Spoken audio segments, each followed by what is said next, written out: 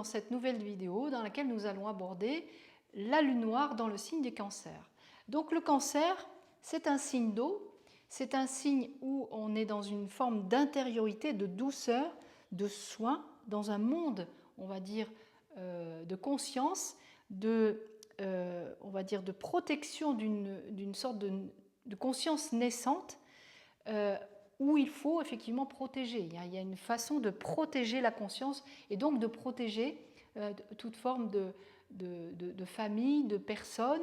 Hein. Donc voilà, on est dans cette ambiance douce là, de protection, de nourrir, hein, voilà, de faire grandir en fait et de protéger. Bon, remarquez qu'une chose, quand nous étudions les lunes noires, forcément, elles ont, quand nous sommes en relation les uns avec les autres, des liens entre elles. Hein, donc si par exemple nous rencontrons, si nous avons une lune noire en Bélier et que nous rencontrons une lune noire en Cancer, ces deux lunes noires sont en carré. Et le carré, bien, vous le savez, c'est une notion de tension. Donc ça veut dire que quand nous rencontrons des êtres qui ont des lunes noires avec, on va dire, des carrés, des oppositions ou des trigones, eh bien, ce n'est pas du tout la même ambiance. Hein. C'est-à-dire que naturellement, les karmas, on va dire, se réveillent.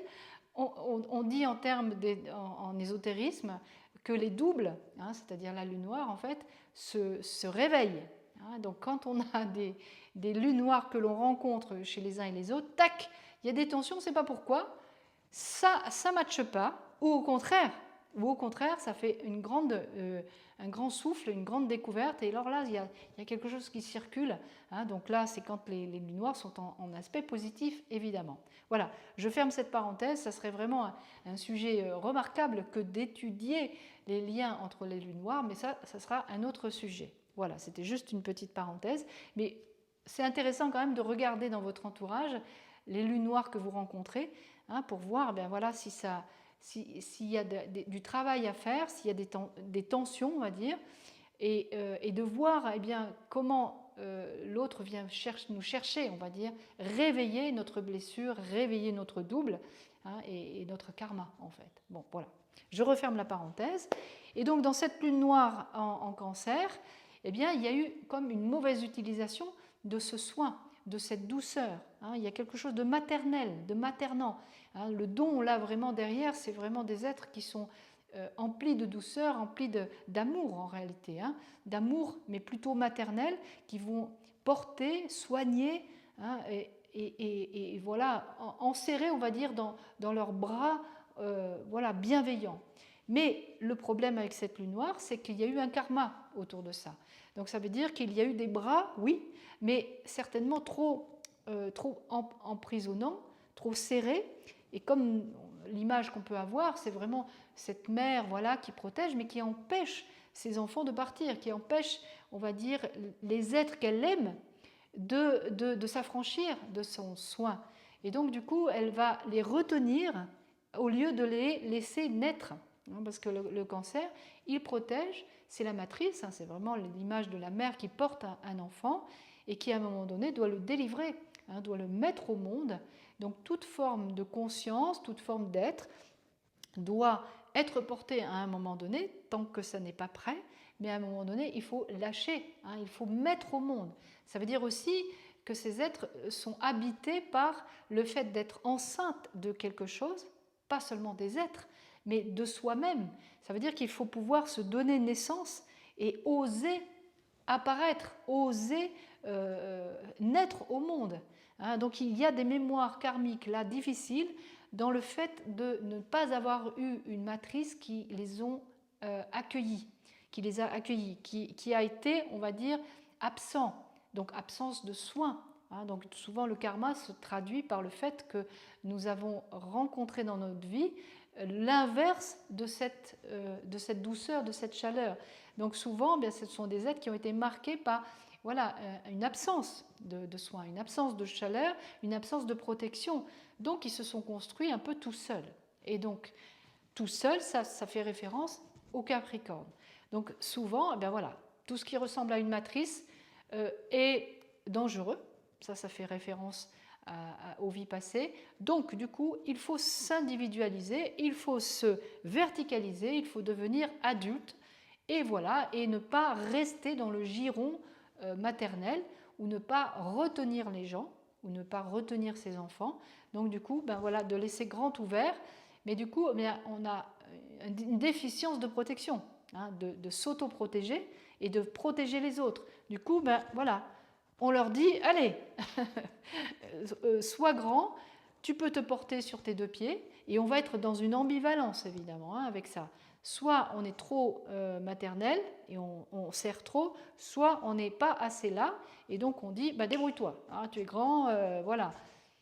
Donc, la capacité, on va dire, de s'autonomiser, de se rendre responsable, ça c'est le Capricorne, et voilà, de se verticaliser. Donc les êtres vont être reconnus pour leur capacité, on va dire, à être matures, à être adultes, à prendre des responsabilités, à être présents, voilà. Mais au fond, derrière, le plus grand secret reste là de dire, eh bien moi je suis, on va dire, une mère, je suis vraiment dans cette douceur, je veux apporter cette douceur. Donc il y a une ambivalence dans porter les uns et les autres, et finalement le défaut, ça va être d'infantiliser, de dire ben, je sais mieux que toi, je sais ce qui est bon pour toi, voilà, d'infantiliser les autres et d'être dans cette ambivalence. Soit j'infantilise, soit je suis absente et débrouille-toi, sois grande et responsabilise-toi. Donc il y a cette ambivalence, ok ? En point de soumission, qu'est-ce qu'on va avoir ? On va avoir le signe de la balance. Donc la balance, eh bien, elle n'a de cesse d'écouter les uns et les autres, un peu comme la lune noire en bélier, mais là on était sur Priap, d'accord ? Donc on développe des capacités relationnelles, des capacités d'écoute, des capacités d'accueil, de respect, mais on le fait sur le point de soumission. Ça veut dire qu'on n'est pas reconnu à cet endroit-là. Hein. Au contraire de Priap avec la lune noire en bélier, ici on fait des efforts pour être poli, on va dire, pour être dans le respect des uns et des autres, voilà, pour, on va dire, aimer aussi, parce qu'il y a Vénus derrière, et on n'est pas du tout reconnu pour ces efforts, hein, parce que, encore une fois, les efforts que nous faisons pèsent sur les autres, c'est-à-dire que ce n'est pas gratuit. On a l'impression de donner quelque chose, parce qu'inconsciemment, on a l'impression qu'on va régler notre problème, on va dire, c'est-à-dire qu'on va créer une forme d'altérité, mais cette altérité, elle est pour mieux, on va dire, être reconnue par les autres, pour être aimée, pour avoir cette matrice qui nous a manqué, hein, pour être, on va dire, pris en charge, en fait, comme un bébé, comme un enfant. Et donc, du coup, je vais développer des capacités d'écoute, de prise en charge de l'autre, hein, pour que, enfin, je puisse trouver une maman qui m'aime. Hein. Donc, du coup, la relation est, on va dire, brouillée de cette intention-là de retrouver de l'amour, de retrouver du soin, en fait, en réalité. Hein. Donc, et ça ne marche pas, parce que l'autre va le sentir et va dire « Non, mais attends, mais moi, je ne t'ai rien demandé. Hein. » Encore une fois, on est rejeté pour tous les soins qu'on apporte. Et voilà, donc qu'est-ce qui va se passer ? Eh bien là, pareil, il va y avoir une réaction, hein, si on est sur le mode réactionnel. Bélier, alors là, on n'est pas dans une point d'affirmation en poisson, hein. On est vraiment là d'un seul coup dans une espèce de colère monstrueuse. Et là, le point d'affirmation, il est vraiment type bélier, c'est-à-dire que c'est du feu, ça peut être de l'agressivité, de la violence, mais vraiment d'un seul coup, là, on se réveille et dire, mais voilà, comme une espèce de saisissement du moi, parce que le bélier, il sait se défendre, il sait s'affirmer, il sait, on va dire moi, ça ne me convient pas, voilà, moi c'est comme ça, c'est non, c'est oui, etc. Donc une espèce de force d'affirmation, de force aussi de courage d'être soi et de dire non, hein, et de dire ben non, maintenant c'est fini. Voilà. Donc ici, la réaction va être terrible parce que ce sont des êtres extrêmement doux au fond, responsables, donc ils sont dans une sorte de mesure, ils sont aussi dans une sorte de mesure relationnelle avec les uns et les autres, de douceur, et d'un seul coup, paf, on ne peut pas imaginer que ça puisse arriver, mais même pour eux, d'un seul coup, ils se trouvent dans une espèce d'affirmation dans la colère qui les dépasse et qui leur montre, mais qu'est-ce qui se passe en fait ? ben, il se passe qu'ils se sont trop oubliés pour les uns et les autres. Hein. Ils n'ont pas reçu toute cette affection, et c'est terrible pour un cancer de ne pas avoir reçu de l'amour, hein, parce que c'est le signe, on va dire, le plus sensible de tous les 12 là. Donc du coup, ils sont extrêmement blessés, hein, c'est-à-dire qu'ils n'ont pas, on va dire, eu de matrice qui leur a permis d'avoir une existence, d'apparaître dans ce monde, d'avoir été soutenus, on va dire, nourris, protégés, et donc ils sont comme des êtres qui sont, on va dire, des exilés sur Terre. Hein. Et avec la sensibilité qui les caractérise, c'est très difficile à vivre en fait. Donc leur réaction, eh bien voilà, ça va être de se poser là avec force, et donc sentir ce goût-là d'être soi-même, et donc de pouvoir, on va dire, s'auto-protéger. Hein, ça va être un défi, ça, à ces êtres de se protéger, mais pas dans le sens de se protéger pour masquer, on va dire, une vulnérabilité, une blessure. Non, ça va être vraiment de se protéger pour effectivement se nourrir, hein, apprendre à, on va dire, mettre en notre être, hein, une sorte de matrice protectrice qui fait que, eh bien, il y a quelque chose qui se passe dans notre conscience et qui est en train de naître. Hein, c'est-à-dire que c'est vraiment la matrice de l'être qui est enceinte d'un être supérieur, en fait. Hein. Donc il y a une nécessité de comprendre comment naître à soi-même, en fait. Et dans cette naissance à soi-même, il y a vraiment ce geste de se protéger avant de pouvoir dire quelque chose, de se dire quelque chose et de naître dans le monde, en fait. Donc, bien sûr, il y a aussi le mouvement négatif de ne jamais naître au monde, hein, de ne jamais s'octroyer le droit d'être vivant, le droit d'exister, hein, parce qu'ici, il y a vraiment une souffrance sur le fait de « je suis là ».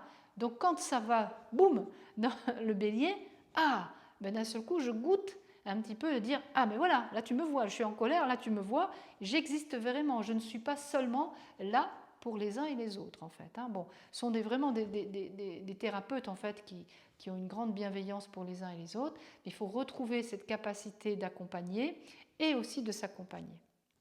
Donc, bien sûr, on va aller voir aussi où sont les planètes de ces signes. Derrière la Lune, qu'est-ce que nous avons ? Derrière le Cancer, nous avons la Lune. Où se trouve la Lune ? Voilà, ça va nous indiquer comment cette blessure va se manifester, hein, à quel endroit, sur quel mode. Et puis, nous avons en point de soumission la Balance, donc Vénus derrière. Voilà, donc je vous invite à aller voir, si vous avez cette lune noire là en Cancer, où se trouve votre Vénus, hein, parce que ça va augmenter ou diminuer, c'est-à-dire équilibrer, hein, cette propension à toujours prendre soin des uns et des autres. Et puis sur Priape, nous allons voir où se trouve Saturne. Voilà. C'est-à-dire, comme là, on est responsable, on est adulte, voilà, on n'est plus un enfant blessé, non, on est un adulte accompli. Donc, il y a comme une sorte d'ambition, il y a aussi une construction professionnelle souvent qui est faite grâce à Saturne. Donc, on va aller voir où se trouve Saturne. Voilà, pour dire, voilà, cette responsabilité, elle est manifestée plutôt à cet endroit-là. C'est à cet endroit-là que je veux montrer ou que je montre, et ça marche, que je suis quelqu'un quand même de responsable. Je ne suis pas seulement un petit enfant blessé, hein, un petit oiseau là tombé du nid en fait. Hein. Je suis aussi quelqu'un qui sait accomplir des choses, et regardez d'ailleurs, je le fais. Hein. Donc ça serait important pour ces êtres-là de construire une compétence reconnue dans le monde, et ça va marcher. Hein, souvent, puisque là, Saturne, c'est une planète vraiment qui nous permet de construire une compétence reconnue et de prendre place dans le monde. Bon, voilà, et on va bien sûr aller voir où se trouve Mars. Voilà. Est-ce que ce Mars est bien aspecté? Est-ce qu'il est dans une énergie où, eh bien oui, justement, il va pouvoir s'affirmer, hein, fortement. Hein, imaginez un Mars qui se trouve dans le Bélier. Du coup, cette lune noire là, elle va avoir des épisodes, on va dire, de colère, mais salutaires, hein, pour pouvoir retrouver. Alors imaginons qu'en plus on a Saturne et Mars dans le Bélier. Là, au moins, on a de quoi, on va dire, répondre et se grandir avec cette blessure, hein, grandir grâce à cette blessure. Donc ça va faire des êtres qui vont beaucoup, beaucoup avancer, qui vont beaucoup mettre d'énergie, on va dire, pour, on va dire, régler ce problème-là et qui vont grandir sacrément, en fait. Mais imaginez l'inverse, que Mars soit dans le cancer, ou même dans la balance, ou que Saturne soit dans le cancer, eh bien ça va rester des êtres un peu fragiles, un peu timides, qui ne vont pas oser en fait. Hein, voyez. Donc du coup, toutes les lunes noires ne se ressemblent pas, hein, même si fondamentalement il y a quelque chose qui est commun, mais dans la manifestation, évidemment, il va y avoir vraiment des choses extrêmement diverses. Et comme je le dis souvent, eh bien, ces 4 points ne sont pas, on va dire, investis de la même façon. Imaginez si vous avez plein de planètes dans le signe de la balance. Vous avez votre Soleil, Saturne, Vénus, Mercure dans le signe de la balance. Eh bien, vous allez être forcément coincé fortement dans le point de soumission. Hein, mais comme je l'ai dit tout à l'heure, si vous avez Mars, Saturne dans le bélier, ben là, au contraire, ça va vous donner vraiment la force d'équilibrer les choses. Donc, regardez dans votre thème où se trouvent les planètes. Est-ce qu'elles se trouvent là? Est-ce qu'elles se trouvent là? Est-ce qu'elles se trouvent à Priap, etc. Ça veut dire que dans notre vie, nous aurons, par rapport à cette lune noire, à développer plutôt un point ou un autre, et à être soit dans un rééquilibrage, soit dans un déséquilibre encore plus grand. Alors donc, du coup, il va falloir faire des efforts de conscience, hein, pour vraiment rééquilibrer les choses. Voilà. Encore une fois, les liens, vous pouvez les faire entre les planètes. Vous regardez où se trouvent les planètes, dans quelle maison. Enfin, voilà, il y a toute une, on va dire, une complexité, mais remarquable, qui fait que chaque être est complètement unique en fait. Voilà, on se retrouve pour la prochaine vidéo, donc dans la lune noire, dans le signe du lion. Merci pour votre écoute et à très bientôt.